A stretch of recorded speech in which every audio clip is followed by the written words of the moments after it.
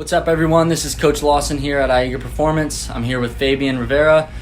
He's a former athlete and upcoming coach at Aiga. And on this episode of Train with a Purpose, we're going to talk about work, life, and training, how to balance all three of those aspects of an athlete's life, or a former athlete, or just a fitness enthusiast, someone that wants to be active, get a good physique, stay healthy.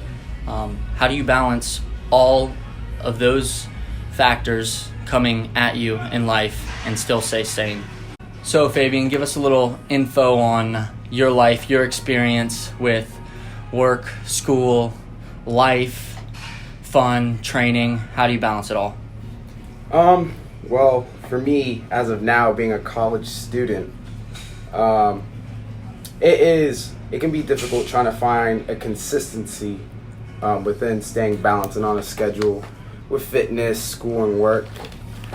But I guess for me, a typical day would be I come in here in the morning, work out, and then I go to school, take care of that, and then come in and work, and then I just repeat the day. But I think the biggest thing for me now, after so many years, because I started exercising since I was in 7th grade, but I didn't really get into it and get knowledge and study. You were what, 12 at the time? Yeah, I was just doing things like Insanity, P90X, working out with my dad. Yeah, I would say most people around that age, most kids around that age, probably anywhere from 11 to 13, it's variable as to who's hitting their growth spurt during that age, or during that age range. And the undersized kids like myself, at one point, we always want to be bigger, we always want to be more muscular. So at that age, you start doing stuff like you said, Insanity, P90X, because either your dad did it or you saw it on TV. But you're really too young to even put on substantial amount of muscle mass. And when I see all these people on YouTube and Instagram and any social media platforms posting transformational pics from age 13, 14 to age 25, I'm like, obviously you look different. You went through puberty, and it doesn't even count posting that 14-year-old pic. You haven't even hit your second growth spurt yet, because most people don't know there's two. Exactly. And you have hardly any testosterone at that time. So when people post those transformation pics at that age, it blows my mind. So yeah, you started getting into exercise when you were that age. I did too, but it was rudimentary, foundational at most. When did you start really? Probably after high school, right? Probably, or at least your senior year, when you started really taking a deep dive into the world of training and learning everything that you know today. Yeah, exactly. Right after high school. I mean, I did football and all that in high school and did lifting with them. But, I think when you're training as an athlete for a sport, it's got a completely different regimen. Everything is based around your sport, the time that you lift. Everything is basically scheduled for you. So it's kind of like given to you in the sense of a schedule. And you kind of just go off the advice of what you hear from coaches and stuff. For me, it was, I just got to keep eating because I got to get bigger. Yeah. And, obviously... eating everything under the sun. Exactly. And that, it worked in the sense of, gaining weight and putting on a little bit of size. But it wasn't until I finished my senior year and really diving in, just learning, it isn't the healthiest. It's not the best way. Just basic nutrition and anatomy. Exactly. Just kind of learning the basics. I really started to understand. It was really able to help me kind of build a foundation on, how to exercise, how to work out, when do I want to work out, when do I want to eat, this and that, just kind of scheduling my day. Yeah. It's cool because when you do this, when you really try and put time and, find a schedule for you to work out and to eat and what to cook, it's always a learning experience every day, whether it's big or small. And I think that's the awesome thing, and what keeps me engaged with doing stuff like this is just always learning every day. Hey, what can I cook, next week? Or hey, how does this affect my metabolism, or am I more carb sensitive? Things like that. Yeah. Just really, really learning kind of the science behind it. Not everybody doesn't have time for stuff like that, but just getting engaged, I think, is a really big thing that has helped me throughout my journey. Just now, just kind of seeing like intermittent fasting. Like for me, I practice intermittent fasting, and it helps me in the sense of my lifestyle to a degree, because I get busy towards the afternoon. So, after 2 o'clock, I just stop eating, and then I don't have to worry about cooking or eating or anything after that. So I just focus on, work, school, whatever it is I have to do for the afternoon, for the rest of the day, and it helps me. And I think that's just what people need to look for, is just be engaged and just go with So, I know this is slightly off topic, but you do intermittent fasting towards the beginning of the day. Your meal window is the beginning of the day? Yep. And then how does that affect your sleep? Do you have trouble going to sleep? Actually, no. I would say it helps me and makes me want to go to sleep, because I don't want to. Hungry? Yeah, I'm hungry, exactly. So I want to sleep. So in a sense, I think it's a motivation, but I don't think in any muscle building. Muscle building physiological terms. process. Yeah, it doesn't really wear me out or help me or like prevent me from going to sleep. Okay, interesting. I might have to try that, because I'm a breakfast person. I love breakfast food. Exactly, I do too. And I often find myself not as hungry for dinner food. I love eggs, oatmeal, toast, bagels, making egg sandwiches, different omelets. But at night, I'm just not super ravenous for big salty dinner meal. Exactly. I think I'm more of a sugar guy. I love sweets. I don't crave salty foods. Mm-hmm. But anyway, back on topic. Did you take anatomy in high school? No, actually, I started taking anatomy once, not really taking anatomy, but I started looking into anatomy myself when I started interning here. Just really being told to understand the basics can really go a long way, and it's helped. It's definitely helped. Nice. I'm eating a big bowl of oatmeal. If you guys can hear this on the mic, just bear with me. I'm almost done. So, as your journey progressed with your love of training, how have you seen your training change from beginning to now? You mean like how has it changed? Training philosophy and time of the day that you work out, does that matter to you? Things you eat before and after your workout. How has that changed throughout your process or your journey? That's a good question. I say for me, actually, not in the sense of like training philosophy. I would say more in the sense of nutrition philosophy. It's really changed, at least for the past like 6 months or so. Like I said, doing this intermittent fasting thing, kind of learning if you really want to get that fat loss benefit, really working out towards the end of your fast. And for me, the end of my fast is in the morning, so I work out like at least 1-2 hours max right before my fast is about to end, and I work out for like an hour at the max, and I just break my fast. I drive home, which takes like 20 minutes, and get a shake and break my fast. Do you break your fast with high carbs or low carbs? Now low carbs. I've been doing just like a little insulin drip. Yeah. Nice. Okay, so what are the obstacles or struggles or adversity you faced with trying to maintain this lifestyle? Is it hard? Is it easy? With school, and obviously with still having a fun social life. Yeah, no, that's a good one too. It can be difficult. For me personally, I'm not a guy that likes to go partying and like eating out all the time. So in that sense, it's easier for me to stay away from kind of like all the junk, all the cheap food. I guess you could call it. Cheat days. Exactly. But in the sense of just like being ready to maybe have to like change what I'm doing, like, oh, I'm so busy, like, oh man, I don't have time for lunch. I think it's really helped me to prepare, just being ready with like some good healthy snacks, maybe pack a small meal. In that sense, it's really helped me do that. It was difficult at first, definitely, but learning over time, you know, you live, you learn, trial, error. I've really been able to pick it up, and it's become easier, but there's always its challenges. You just got to be ready to adapt. How do you plan for school? Do you bring meals?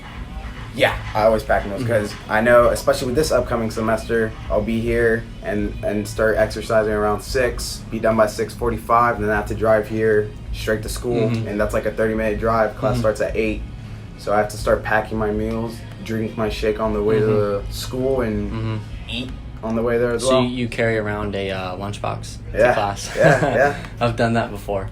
Yeah. You do space your classes out evenly so you can have a nice break where you can get some food in. Yeah. Yeah. For me, I mean, I tried to do that throughout my time at school, but occasionally I would have spans of 3 classes in a row. I mean, it wasn't every semester, but a semester here and there I would get like a day where I had 3 classes in a row, and that was pretty tough. I had to be pretty ingenuitive in the way I packed my meals or a snack. So you're pretty flexible, or you're not flexible, you're pretty strategic about planning your school day.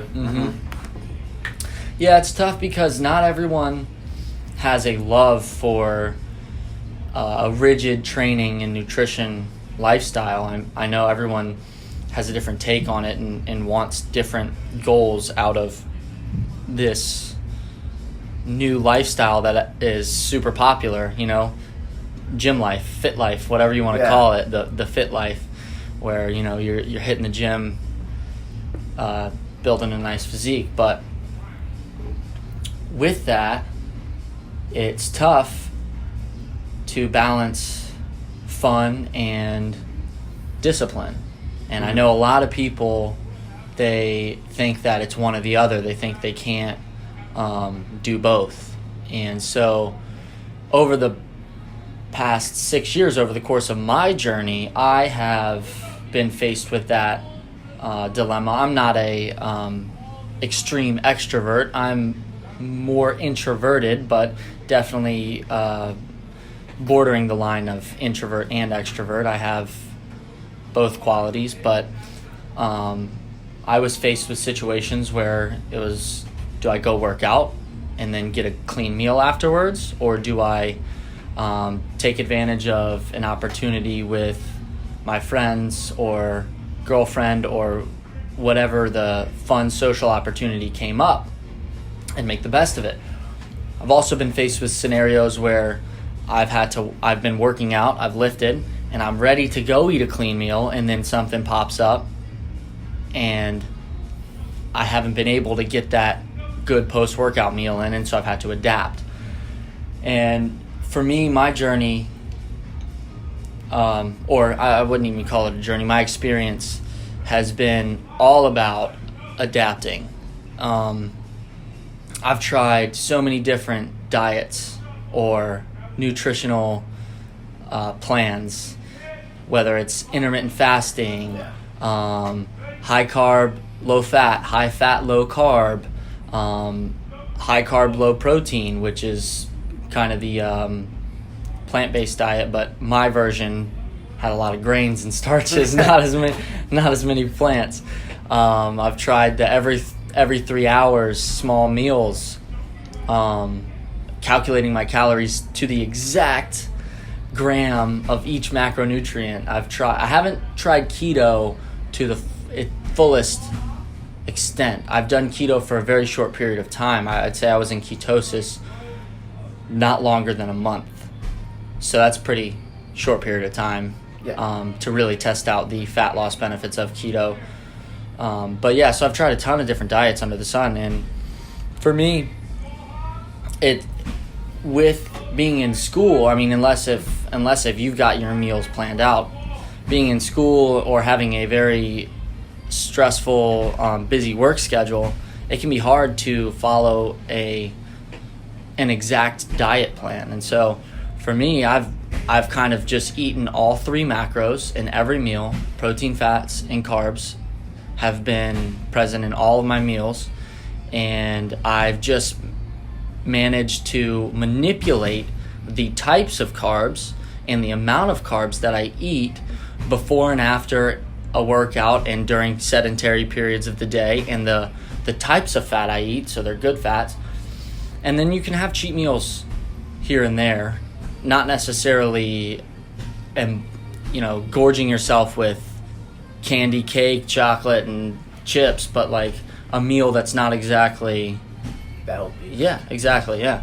And I find it really doesn't affect you that much in the long run, if and only if you're training intensely. That's a huge topic that we can get into in a later video, but I see so many people struggling with their body composition, and I don't think it's really diet related, unless if you're just totally coming out of left field with your diet, and It's not really, it's not clean at all. Yeah, not clean at all, or not even targeted for fat loss or for good body composition or for slow, steady muscle gain. It's mostly because you're in the gym, not moving your body, not working out hard enough, lifting heavy enough weight, or staying in the contraction for a long enough time, burning or spiking your heart rate, burning enough calories.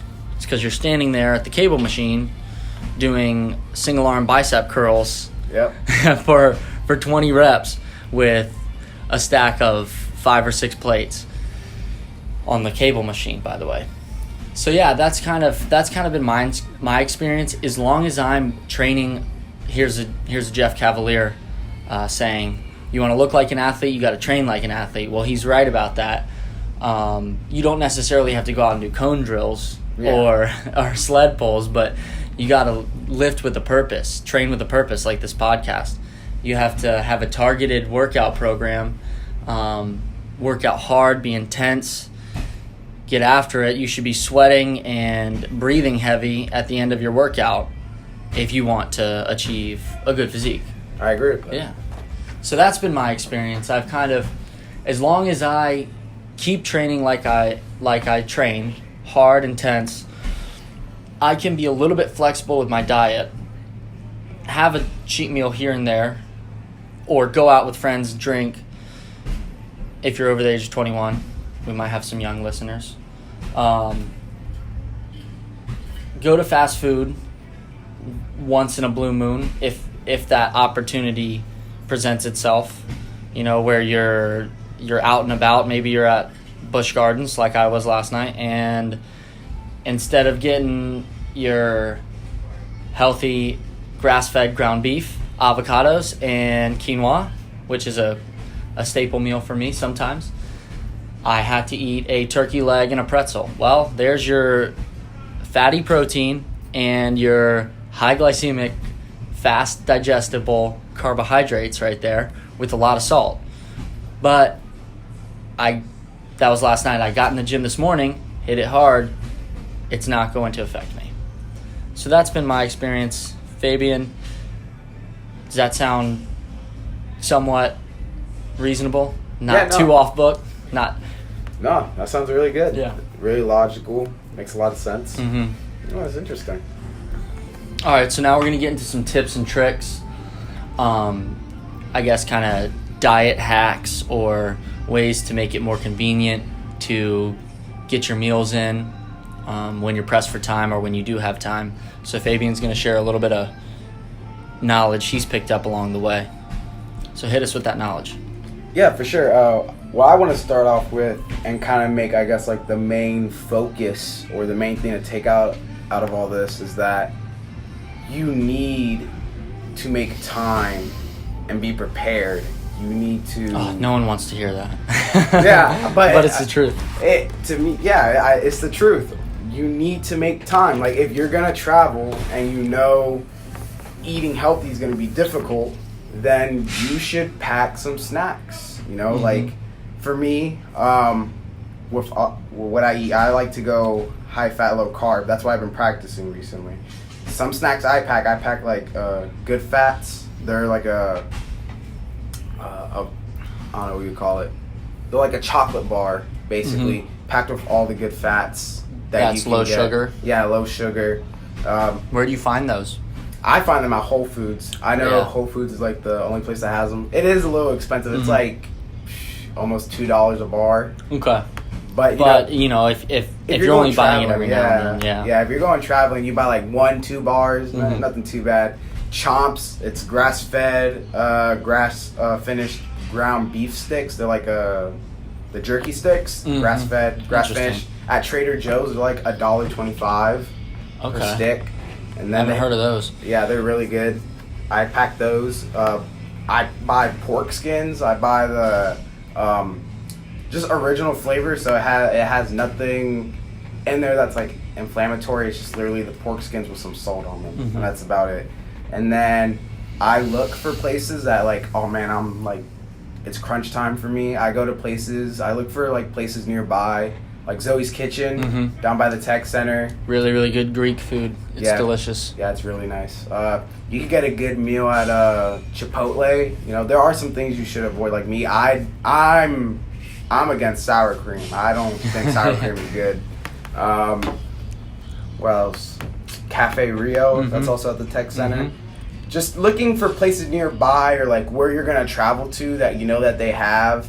Like I said, Chipotle is kind of a big franchise. They're like everywhere. So there'll probably be one wherever you're traveling. Just being prepared. And for me, not to get too off topic, that's a big thing within, to me, the fitness industry is that people are always looking for like these magic techniques, these magic pills to like try and make things super easy. But to me, at the end of the day, you need to prepare. You need to look into... I mean, you do it with your job. You prepare for your job. Exactly. You prepare for a vacation. You pack, you plan. So just prepare with your nutrition and with your workout. Plan your workout out. Don't just show up to the gym and go through the machines. Plan it out. Yeah, so... like I said, I think that's the biggest thing. Just taking time. Like Lawson said, you do it with your work. You do it with vacations. You should do it with your workouts. You should do it with your nutrition. And if you take the time, it's gonna pay off. You just need to take a couple minutes out of the day and do that.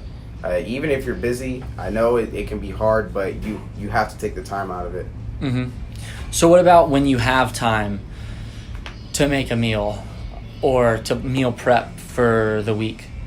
What are some tips and tricks or things you've learned along the way, things you like to cook, staple meals, fun meals every now and then? Lay it all down. Yeah, so recently this past month, not trying to promote or like be on the mainstream, but I've been practicing keto just to see how it is, and I've enjoyed it. I've been able to like learn different meals. A staple meal for me for breakfast is the classic eggs and bacon. Eggs and bacon, I really love that. Maybe get like a small bowl of some nuts like pecans or like walnuts. So for all of you that don't know what the keto diet is, it is zero starchy or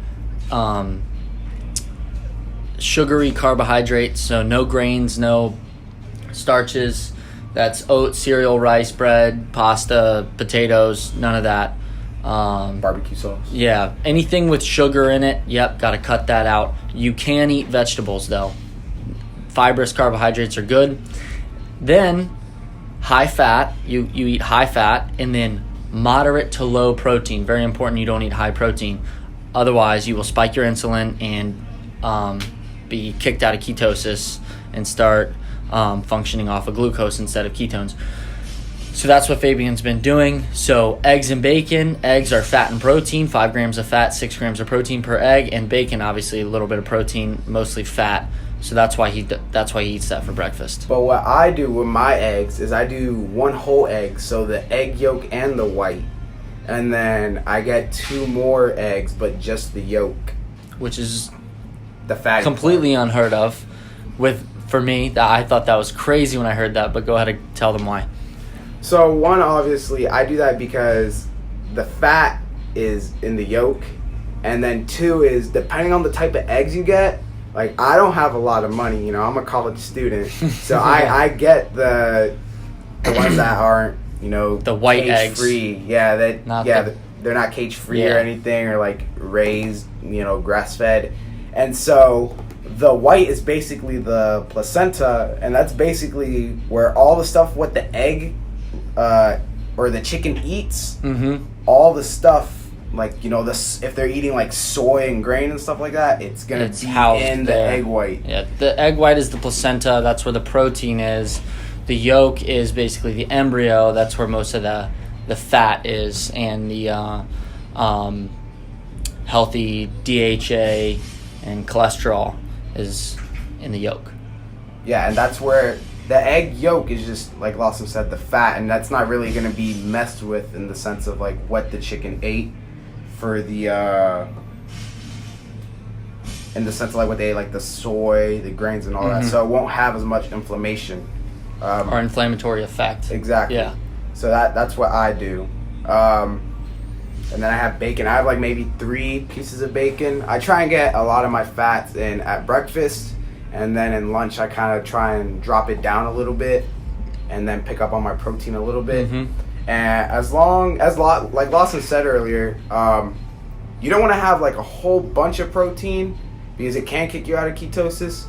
But you don't need to be, you know, worry about it a whole lot as long as your fat intake is up there. If you're having a high fat intake and you consume a little bit too much protein, you should be fine. Yeah. You shouldn't be scared of protein. Probably won't be hungry for protein if you're eating all that fat. It's really satiating and heavy in your stomach. Yeah, and I think it's there's more calories in fat than there is in carbs, and for me, I kind of noticed it's been helping me be a little more satiated. I think it's like 9 grams of 9 calories per gram of fat. Yeah. Yeah. So yeah, that's something I do for breakfast. For lunch, a staple one that I love. I make homemade mayonnaise, and it's really good. I don't want to say it's like Gordon Ramsay quality, but it's good. It's good. And so what I do is I get some cauliflower, some broccoli, put it in the oven for like 30 minutes if I have time, and just kind of let it get in like caramel brown, and it kind of has like this nice nutty flavor to it. And then I get like 1/4 cup of pecans or walnuts. I chop up some parsley, get like 2 pickles, cut that up, get some chicken or some like pork chops or some steak, cut that up. What else do I put in it? The broccoli, the cauliflower. Yeah, that's about it. And then the mayonnaise, maybe some celery if I have celery, and then just mix it up. And how do you make your homemade mayonnaise? So I get 3. Or do you not want to give away your secret? Just kidding. You know, I'm not gonna lie, I got the recipe online, okay. So it's really not a secret. But I say I do it pretty good. I follow the recipe pretty well. But so what I do is I get 3 eggs, and then I got 1 teaspoon of Dijon mustard, and I mix that up, and then I got 1 cup of avocado oil. And if you're gonna do this, you need to mix it slowly, because you don't want to denature the proteins with the oil if you pour it in too fast. So I emphasize putting it in slowly. Interesting. And then after that, I put some, like 1 teaspoon of lemon juice, mix that up, and then pepper, and then salt. And then after that, I get half an avocado, and I mix that in. So this doesn't look like your typical mayonnaise that you get at the store. Yeah, because mayonnaise, you know, these designer brand mayonnaise, especially with keto being such a popular thing, you know, mayonnaise also has milk in it too, right? It depends. It's kind of like with peanut butter. You know, you got to be careful with your peanut butter. Some peanut butter, you know, has like vegetable oil, palm oil, all these other things are like not super good. It's really sensitive. Milk has lactose, which, you know, a lot of people have problems with, but you shouldn't consume on keto. Yeah. But interesting. Very cool for the homemade the homemade mayonnaise.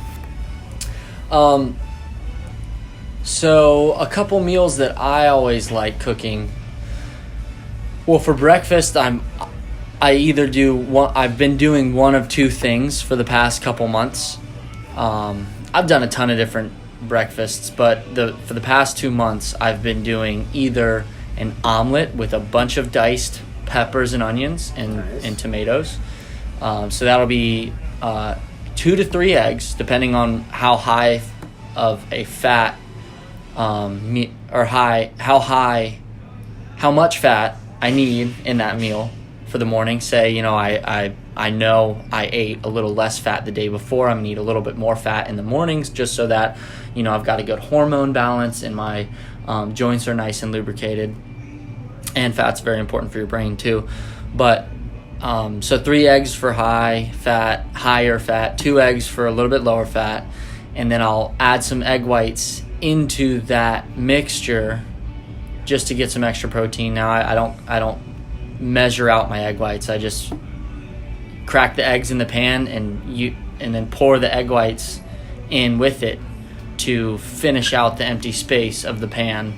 Mix it all up, or beat the eggs, and then I add the diced peppers and onions as the eggs cook. So I'll do that with either overnight oats or my speedy oats. If I don't make my overnight oats, where it's cold oatmeal, you just put the milk in and let it soak overnight with whatever topping you want, whether it's fruit or nuts or anything like that. Or I'll make my speedy oats, which I just coined the name right now, but it's just a really fast way to make oatmeal without putting it in the microwave, because I think oatmeal tastes awful when you just microwave it. So I'll heat the pot up while I'm cooking my eggs. I'll put a little pot on the smaller burner of the stove. I'll heat the pot up, and then as the eggs are finishing, I pour the almond milk into the pot, and it instantly starts boiling right into the pot. And then within a minute, probably about 30 seconds, the 30 seconds that it takes me to go scoop the oats out of the container, I pour it into the boiling almond milk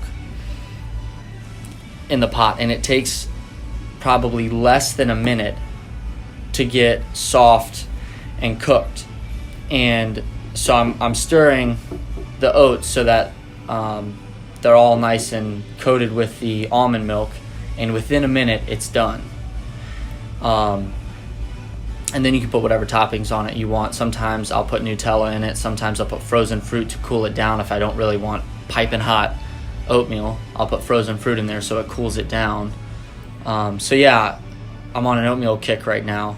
But if I don't do oatmeal, I'll do Dave's Killer Bagels or English muffins, because they're made with organic whole grains, no enriched wheat flour. It's literally like 4 or 5 ingredients with the yeast and whatever sort of flavoring the bagel has. So it's like almost a 1 ingredient type of bread. So it's really, really healthy, and it's low glycemic index because it's a. I have to look into that. Yeah, because it's whole grain, whole wheat, not enriched wheat flour. It's not white bread. So yeah, those are my two carb sources for the morning. Sometimes I will go no carbs. If I've had a heavy carb day the day before, I'll go no carbs in the morning and just do an omelet with avocados on top, or just do some fried eggs if I'm really not hungry in the morning, because that's a really, really light breakfast, and you get your 3 or 4 yolks to get some fat in if I wanted a low carb morning. So those are some breakfasts I usually do. For dinner, if I don't have a meal planned, a really quick meal to make, if I'm just like, crap, well, what am I going to eat? A really quick meal to make is ground beef. Cooks very fast. Yep. All you got to do, you turn that pan up to 9. I don't know how you cook your ground beef. I cook mine on 9 because it cooks fast. As long as it's not frozen. Yeah. As long as it's not frozen. If it's frozen, you got some issues with cooking it on 9. But I just turn the pan up to 9, and I don't even let it get hot. I just immediately throw the ground beef in it and start chopping up the vegetables. Yep. And then as the ground beef's cooking, I'm throwing the vegetables in. Then I put the seasoning on, afterwards, because it's ground beef. I'm not gonna marinate it. You know what I mean? You wouldn't marinate ground beef, so I just throw the seasoning on top, pull it out, and then you can either eat it just like that by itself, because ground beef has a high fat content if you're doing low carb, high fat keto.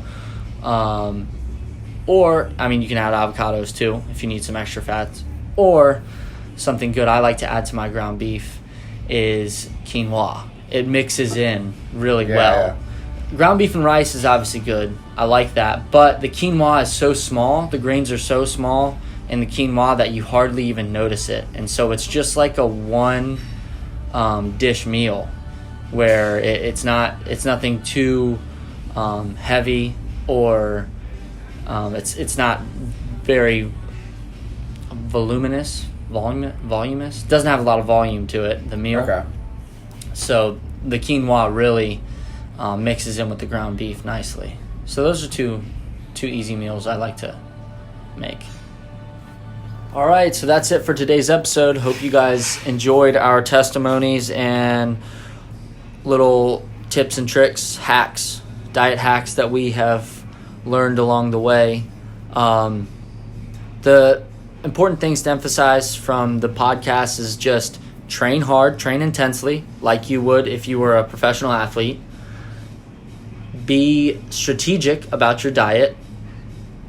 You can be a little bit flexible. You can have some hiccups here and there, but at least go into it with a plan, whether it's keto, if it fits your macros. Intermittent fasting is not really a diet, but if that's what you're doing, or if you do what I do, eat all 3 macros in one meal, just make sure it's not an outrageous proportion of carbs to fat, eating huge amounts of carbs and fat at the same time.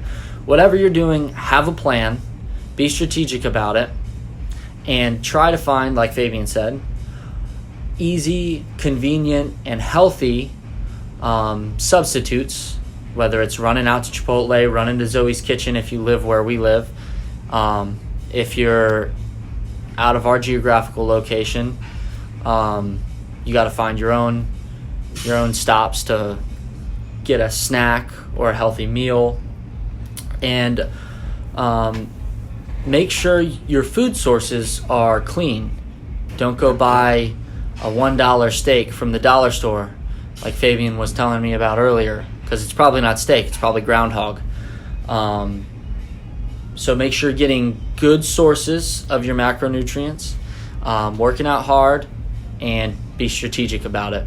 And you'll pick up tips and tricks along your journey, along the way when you're going through all the stuff we went through. So see you next time. This is Train with a Purpose.